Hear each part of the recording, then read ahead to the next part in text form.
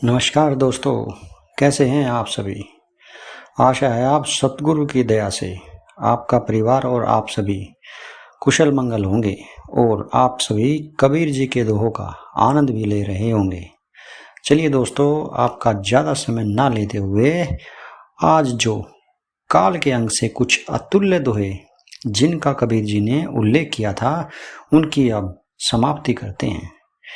काची काया मन अथिर थिर थिर कर्म करंत, ज्यो ज्यो नर ने धड़क फिरे त्यों त्यों काल हसंत। दोस्तों, कबीर जी इस दोहे के माध्यम से ये कहना चाहते हैं कि यह शरीर तो नाशवान है, इसका तो समय पूरा होना ही है एक दिन, और इसके अंदर जो मन है वह बहुत ही अस्थिर है, अर्थात वो बहुत ही चंचल है जो एक जगह रुकता ही नहीं है।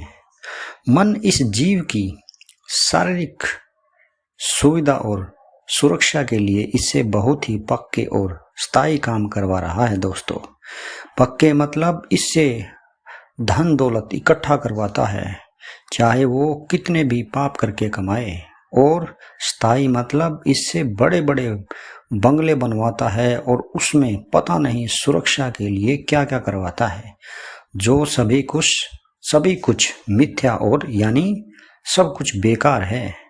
जैसे जैसे ये जीव इन सभी सुख सुविधाओं को पाने के लिए उस ईश्वर को भूलता जाता है और निधड़क फिरता रहता है, यानी बिना रुके माया के पीछे दौड़ता रहता है, वैसे वैसे काल इनकी अज्ञानता पर अर्थात इस जीव की इस अज्ञानता के ऊपर हंसता रहता है। जिनके नाम निशान हैं तिन अटकावे कौन, पुरुष खजाना पाया मिट गया आवागौन। दोस्तों, कबीर जी इस दोहे के माध्यम से हमें ये कहना चाहते हैं कि जिनके जीवन में सतगुरु के नाम ज्ञान का ध्वज फहराता है, भला उन्हें कौन रोक सकता है, यानी वे मुक्त हैं और उनका रास्ता भी हमेशा ही खुला रहता है, यानी मरने के बाद भी काल उनका कुछ नहीं बिगाड़ सकता और वे उस परम पिता परमेश्वर में जाकर मिल जाते हैं। आगे कबीर जी कहते हैं कि जिन जीवों ने इस संसार में गुरु की शरण होकर उस सतगुरु, उस परम पुरुष परमात्मा के ज्ञान रूपी धन भंडार को पा लिया है, वे हमेशा ही इस जन्म मरण के बंधन से छूट जाते हैं, यानी उनको मोक्ष की प्राप्ति हो जाती है। तरवर पात सो यूं कहे, सुनो पात इक बात, या घर या ही रीति है, इक आवत इक जात। दोस्तों, कबीर जी इस दोहे के माध्यम से हमें ये समझाना चाहते हैं कि जब एक इंसान इस शरीर रूपी पिंजरे से निकलता है तो उसको कहीं ना कहीं जन्म अवश्य मिलता है, चाहे वो निचली योनियों में हो या उसके अच्छे कर्मों से वो उस परम पिता परमेश्वर के अंदर जा मिलता है।